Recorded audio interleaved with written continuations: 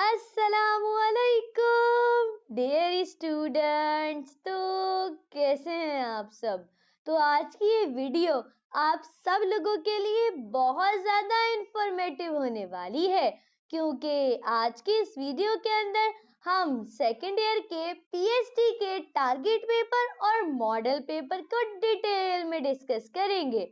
और क्योंकि पीएचडी का मॉडल पेपर और टारगेट पेपर तो ऑलरेडी मैं उर्दू के अंदर अपलोड कर चुकी हूँ, और अब आप लोगों की भरपूर फरमाइश पर मैं इंग्लिश के अंदर भी अपलोड करने जा रही हूँ। साथ हम मॉडल पेपर के एमसीक्यूज को भी सॉल्व करते जाएंगे। तो फिर आए बगैर वक्त को जाया किए चलते हैं हम वीडियो की तरफ। तो ये है board of intermediate education Karachi की तरफ से मॉडल पेपर, और ये मॉडल पेपर आप लोगों का 2025 के बोर्ड एग्जाम के लिए है। और ये जो मॉडल पेपर है इसको रिड्यूस सिलेबस के अकॉर्डिंग ही बनाया गया है। तो अब हम डिस्कस करेंगे पाकिस्तान स्टडीज के मॉडल पेपर को। और ये जो पाकिस्तान स्टडीज का मॉडल पेपर है ये तमाम के तमाम ग्रुप्स के लिए। तो जैसे कि आप लोग जानते हैं कि पीएचडी के पेपर को सॉल्व करने के लिए आपको टोटल 2 हर्स दिए जाते हैं, जिसके अंदर से 1 हर एंड 45 मिनट्स आपको दिए जाएंगे सेक्शन बी और सेक्शन सी को सॉल्व करने के लिए, जबकि जो बाकी के 15 मिनट्स होंगे उसके अंदर आप एमसीक्यूज को सॉल्व करेंगे। अच्छा, सेक्शन ए को हम बाद में डिस्कस करेंगे, सबसे पहले हम डिस्कस करते हैं सेक्शन बी को। तो सेक्शन बी में आपको दिए जाएंगे शॉर्ट आंसर क्वेश्चन। पूरा का पूरा जो सेक्शन बी है आप लोगों के पास वो टोटल 20 मार्क्स का होगा। Note, answer any 5 part questions, all part questions carry equal marks. तो आपको यहाँ पर टोटल 5 सवालात के जवाब देने हैं। देखें, जो पीएचडी का पेपर होता है इंतहाई किस्म का आसान पेपर होता है, और मैं कहती हूँ शायद सबसे ज्यादा आसानी पीएचडी का पेपर होता है।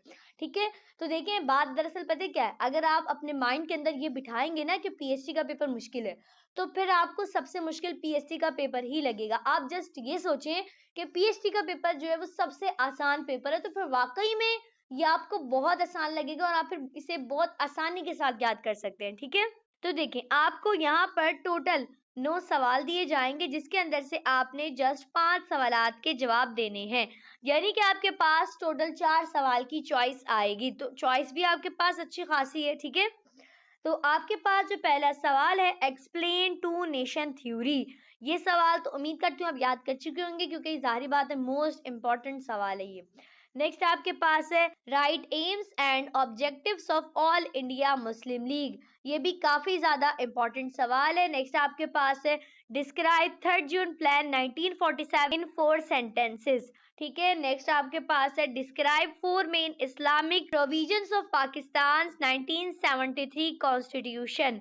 और नेक्स्ट आपके पास है describe the importance of the geographical location of Pakistan.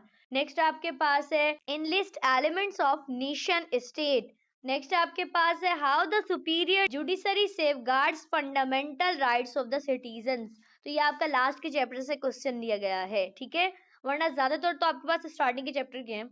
और नेक्स्ट आपके पास है describe the importance of agriculture and industry in the economy of Pakistan. Most important question है ये आपके पास। ठीक है, नेक्स्ट आपके पास है right names of any 4 organs of the United nation. ये भी काफी इंपॉर्टेंट है। ठीक है, तो इस तरह जैसे ही आपको सवाल दिए गए हैं ना, टोटल इसी तरह के सवालात आपको दिए जाएंगे आपके एग्जाम के अंदर। लेकिन एक बात ध्यान में रख लें, ये जो आप लोगों को लगता है ना कि जो मॉडल पेपर आता है उससे पूरा का पूरा 100% पेपर लग जाएगा या फिर 50% पेपर उसमें से आएगा, तो देखिए ऐसा कुछ नहीं है। आपको जो बेसिकली मॉडल पेपर दिया जाता है ना, तो वो आपको पेपर पैटर्न बताने के लिए दिया जाता है। ठीक है, और अगर बात करें कि मॉडल पेपर में से लगता कितना है, तो देखें मॉडल पेपर में से कम अगर देखा जाए ना, तो आपको 1 से 2 सवाल ही देखने को मिलेंगे। मतलब हो सकता है 2 शॉर्ट में से मिल जाए, 1 लॉन्ग में से मिल जाए, या 1 शॉर्ट में से 1 लॉन्ग में से। ठीक है, और एमसीक्यूज भी इसी तरह होते हैं, मतलब या तो एमसीक्यूज आपके पास 2 होंगे, 3 होंगे या 1 होगा, इस तरह होते हैं। लेकिन पूरा का पूरा पेपर नहीं आता मॉडल पेपर से। मतलब ऐसा नहीं है कि आप जस्ट मॉडल पेपर के ऊपर डिपेंड कर लें, आपने मॉडल पेपर को लाजमी याद करके जाना है। लेकिन मैं ये नहीं कह रही कि आपने सिर्फ मॉडल पेपर को याद करके जाना है, आप मॉडल पेपर के अलावा भी टारगेट पेपर या गेस्ट पेपर से अपनी तैयारी करिएगा। ओके, फिर आपका पेपर जो है वो बहुत अच्छा हो जाएगा। सही है। अब जरा हम बात करते हैं सेक्शन सी की। तो ये है आप लोगों के पास सेक्शन सी, जिसमें आपको दिए जाएंगे डिटेल्ड आंसर क्वेश्चन, और पूरा का पूरा आपके पास जो सेक्शन सी है वो 20 मार्क्स का है। ठीक है, यानी कि आपके पास जो एक क्वेश्चन होगा ना वो टोटल 10 मार्क्स का होगा। ओके, तो बहुत ध्यान से हेडिंग्स डालकर प्रॉपर आपने लिख कर आना है। ठीक है, note answer any 2 question from this section, all question carry equal marks.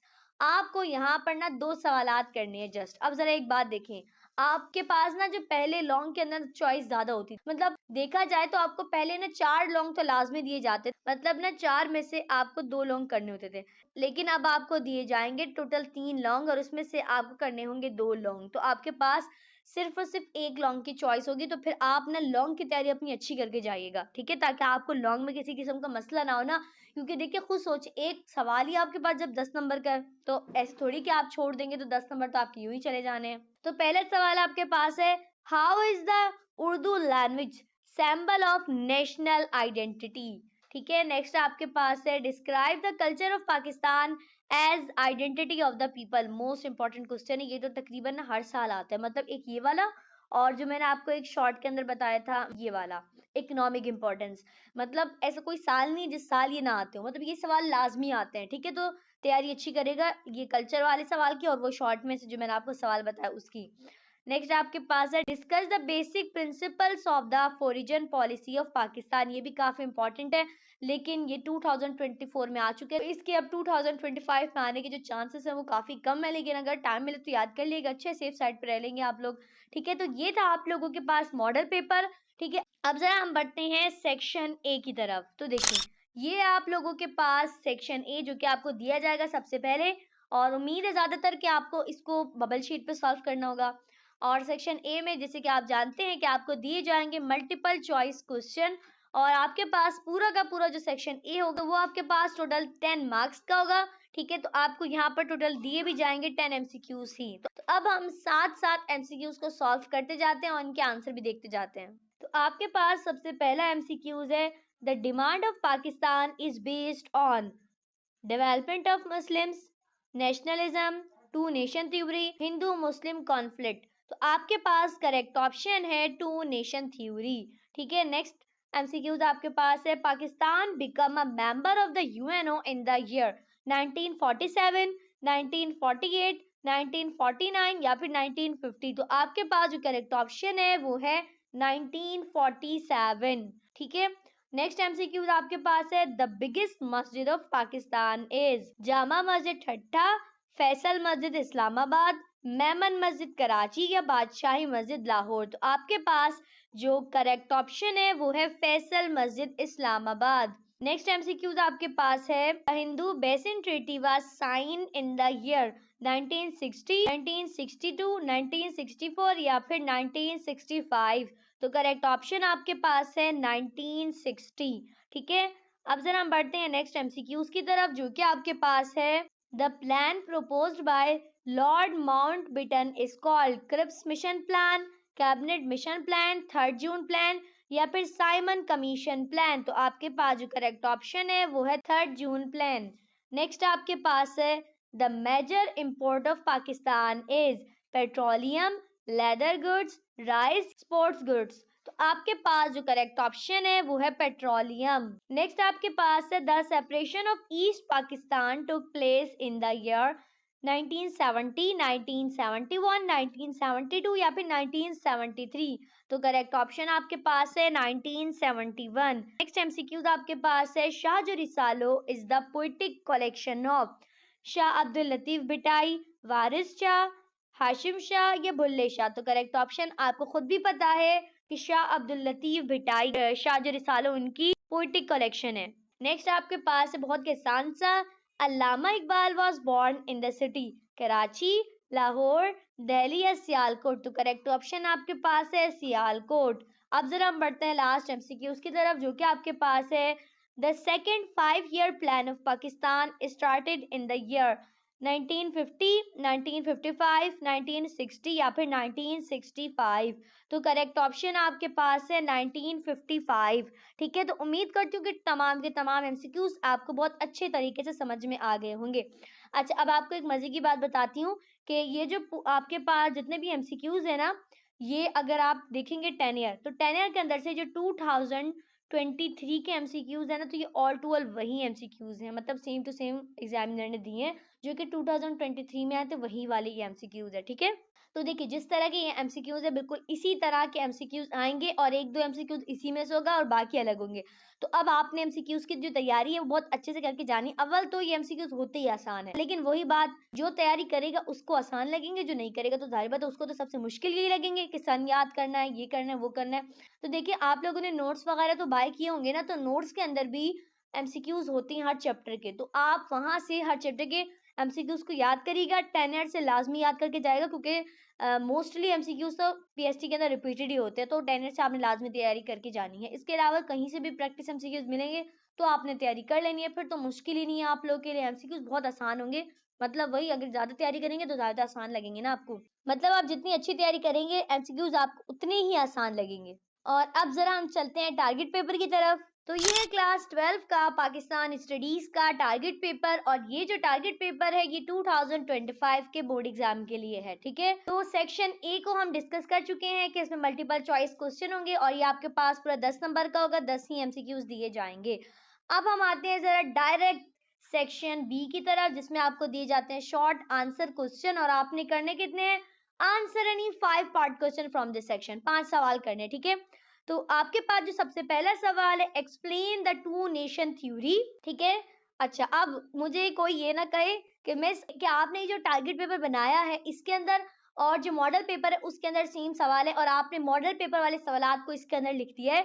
तो देखें, ये जो टारगेट पेपर है ना, इसको मैं 2 महीने पहले ही अपलोड कर चुकी हूँ अपने चैनल के ऊपर, लेकिन मैंने ये अपलोड किया था उर्दू के अंदर, तो फिर आप सब लोगों की बहुत रिक्वेस्ट आई कि इसको इंग्लिश में कर दें, तो अब मैंने ये इंग्लिश में किया। नहीं तो आप जाके देख लें, बल्कि मैं आपको स्क्रीनशॉट लगा के दिखा देती हूँ कि देखिए ये मैंने 2 महीने पहले जनवरी के अंदर 3 जनवरी को मैंने ये अपलोड किया था। ठीक है, तो अब आप ये नहीं कह सकते कि मैंने मॉडल पेपर वाले सवालात को इसके अंदर लिखा है, बल्कि आप ये कह सकते हैं कि ये जो मैंने टारगेट पेपर में सवालात दिए थे ये मॉडल पेपर के अंदर आए हैं। ठीक है, तो मैंने कहा ये सबसे पहले ये कंफ्यूजन मैं आप लोगों की दूर कर दूं। नेक्स्ट क्वेश्चन आपके पास है, explain the importance of agriculture in the economic development of Pakistan. काफी इंपॉर्टेंट क्वेश्चन है ये। ठीक है, नेक्स्ट आपके पास है, describe the religious and social conditions of the sub continent before the advent of Islam. ये भी काफी इंपॉर्टेंट है।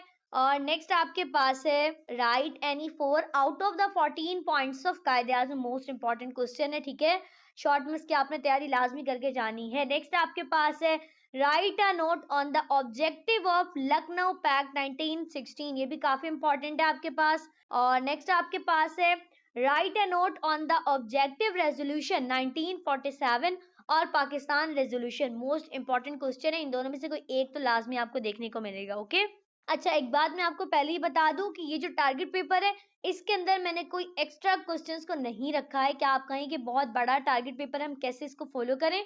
मैंने बहुत कम सवालात को रखा है और जिन्हें मैंने रखा है वो मोस्ट इंपॉर्टेंट है। तो अगर आपने अभी तक पीएचडी की तैयारी नहीं करी या आपको पीएचडी का जो पेपर है वो मुश्किल लगता है, तो पहली फुर्सत में आपने जस्ट सिर्फ और सिर्फ इसी टारगेट पेपर से तैयारी करनी है और इंशाल्लाह आपका जो पेपर है ना पीएचडी का, बहुत ही अच्छा हो जाएगा वो आपका। ठीक है, नेक्स्ट आपके पास है, when and why was the Khilafat movement started and explain its objectives. ये शॉर्ट सवाल है, बहुत छोटा सा, ये इसकी अच्छे से तैयारी करिएगा। ठीक है, नेक्स्ट आपके पास है, right in one of the regional languages of Pakistan, Urdu and Sindhi. आपने इन दोनों ही लैंग्वेजेस को एक्सप्लेन करना है, क्योंकि इन दोनों में से कोई भी पूछ सकते हैं, डायरेक्ट भी पूछ सकते हैं या इनडायरेक्ट तौर पर भी पूछ सकते हैं। ठीक है, नेक्स्ट आपके पास है, right any 4 important natural resources of Pakistan. ये भी काफी इंपॉर्टेंट है। देखिए कुछ सवाल तो बहुत ज्यादा ही छोटे हैं, मतलब टू द पॉइंट्स हैं, और कुछ थोड़े से बड़े। अब जो थोड़े से बड़े हैं ना वो भी कोई बहुत ज्यादा बड़े तो नहीं है, सही है। Right any 5 basic principles of Pakistan foreign policy. ठीक है, देखें या तो ये आएगा लॉन्ग में या ये आएगा शॉर्ट में। ठीक है, तो ज्यादातर जो चांसेस है कि ये शॉर्ट के अंदर आ जाए, क्योंकि लॉन्ग में पिछले साल आ चुके हैं, तो बहुत कम चांसेस है कि रिपीट हो, तो शॉर्ट के अंदर अब इसके पॉइंट्स आ सकते हैं। ठीक है, नेक्स्ट आपके पास है write a note on UNO, तो ये इस पे नोट भी जो है वो काफी ज्यादा इंपॉर्टेंट है। नेक्स्ट आपके पास है right initial objectives of all India Muslim league, वही है जो मॉडल पेपर के अंदर रिपीटेड है, ठीक है। तो नेक्स्ट आपके पास है what do you know about Aligarh movement, ये भी काफी ज्यादा इंपॉर्टेंट है। तो देखें ये आपके पास कोई बहुत ज्यादा सवालात तो है नहीं, कोई आपके पास टोटल 13 से 14 क्वेश्चन है, ठीक है। तो बस अगर आपने जस्ट इन्हीं की तैयारी कर ली तो आपका जो पेपर है वो बहुत ज्यादा आराम से हो जाएगा, ठीक है। और अब जरा हम बात करते हैं सेक्शन सी की, जिसमें आपको दिए जाएंगे डिटेल्ड आंसर क्वेश्चन और आपने करने हैं जस्ट 2 क्वेश्चन। तो देखें ये जितने आपको स्क्रीन के ऊपर क्वेश्चंस नजर आ रहे हैं आपने जस्ट करनी है इन्हीं की तैयारी। देखिए पीएचडी का पेपर बहुत ही आसान होता है, अगर आप उसे आसान समझेंगे तो आसान लगेगा, ठीक है। क्योंकि पीएचडी का पेपर एक तो होता भी 50 नंबर का है और आप ऊपर से उसमें आपको कोई बहुत ज्यादा याद नहीं करना पड़ता, कम ही याद करना पड़ता है, ठीक है। सबसे पहला क्वेश्चन आपके पास है right the AIIMS and objectives of establishment of Pakistan, most important question है। और एक ये वाला भी, describe the important political events that took place between 1940 AD to 1947 AD, most important question है, पिछले साल नहीं आया, इस साल आने के चांसेस बहुत ही ज्यादा हैं और ये है भी बड़ा सवाल, लेकिन जितना अच्छा लिखेंगे एग्जामिनर आपको उतने अच्छे नंबर देगा, ओके। नेक्स्ट क्वेश्चन है what were the problems faced by Pakistan just after it's establishment, ये भी काफी ज्यादा इंपॉर्टेंट क्वेश्चन है। देखिए मैं ही बता रही हूँ, कोई एक्स्ट्रा सवाल नहीं रखे हैं, जो रखे हैं मोस्ट इंपॉर्टेंट है वो। Highlight the importance of geographical location of Pakistan, ये भी काफी इंपॉर्टेंट है। और देखा जाए तो मॉडल पेपर के अंदर ये शॉर्ट में दिया गया है, लेकिन आप इसकी तैयारी लॉन्ग में कीजिएगा ताकि अगर ये लॉन्ग में आए तब भी आपको आता हो और शॉर्ट में आए तब भी आपको आता हो। नेक्स्ट आपके पास है describe the ideology of Pakistan in the light of कायदे आजम स्टेटमेंट्स, ये भी काफी इंपॉर्टेंट है। और अब चलती हैं लास्ट जो कि आपके पास है describe the basic features of Pakistani culture, ठीक है। तो बस ये आपके पास कोई 6 क्वेश्चन है, तो बस अगर आपने इनकी तैयारी कर ली आपका पेपर आराम से हो जाएगा, ठीक है। तो बहुत अच्छे से इनकी तैयारी करिएगा क्योंकि जाहिर बात है आप जानते हैं आपके पास जो एक सवाल है वो 10 नंबर का है, तो प्रॉपर हेडिंग डाल के लिखिएगा, ठीक है। बिल्कुल भी गलतियां नहीं करिएगा, मिस्टेक नहीं हो। और दूसरी बात आप लोगों को तो परेशान होने की जरूरत नहीं है क्योंकि ये जो उर्दू है या इंग्लिश है, इस्लामियात है या पाकिस्तान स्टडीज है, इसके अंदर तो ई शीट वगैरह इस्तेमाल होगी नहीं, तो आप तो चाहें जितना मर्जी लंबा खुला करके लिख सकते हैं, आपको तो कोई टेंशन नहीं है, ओके। तो उम्मीद करती हूँ कि पूरा का पूरा model paper plus target paper आपके जहनों के अंदर बहुत अच्छे से बैठ गया होगा। तो अगर आपको अभी भी किसी भी किस्म की कोई कंफ्यूजन है तो कमेंट सेक्शन में लाजमी पूछिएगा। और अब हम मिलेंगे नेक्स्ट वीडियो में, तब तक के लिए अल्लाह हाफिज।